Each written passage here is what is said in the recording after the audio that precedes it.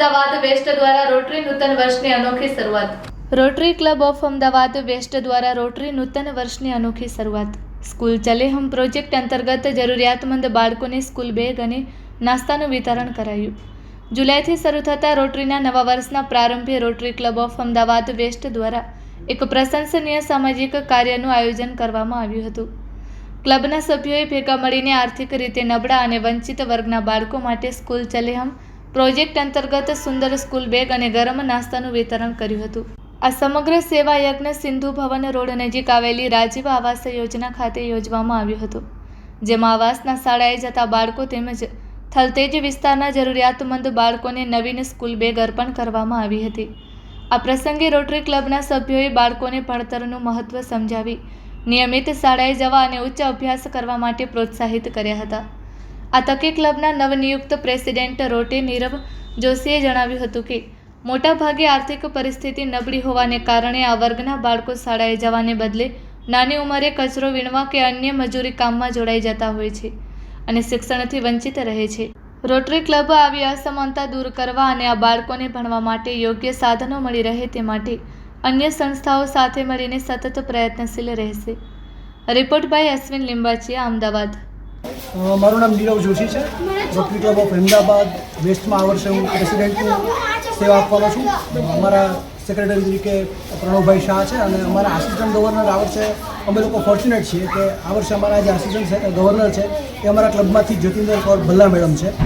આજે rotary club દ્વારા જે ખાસ તો તમે જેમ કે શિક્ષણ એ બહુ અગત્યનું એક પરિબળ છે અને બાળકોના જીવનના ઘડતર માટે ખૂબ અગત્યની વસ્તુ છે।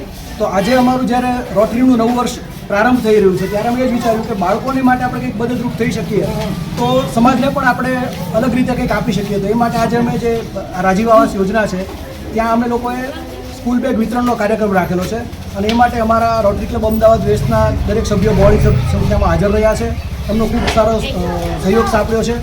અમારા પબ્લિક ઇમેજના ડાયરેક્ટર છે વિકાસભાઈ ઠક્કર, એમણે પણ ખૂબ મહેનત કરી છે અને ખૂબ જહેમત ઉઠાવી છે। તો આ પ્રકારનું અમે આયોજન કરીએ છીએ અને આખા વર્ષ દરમિયાન આવી વિવિધ પ્રવૃત્તિઓ करता रहिए છીએ જેથી समाज में मददरूप થઈ શકીએ।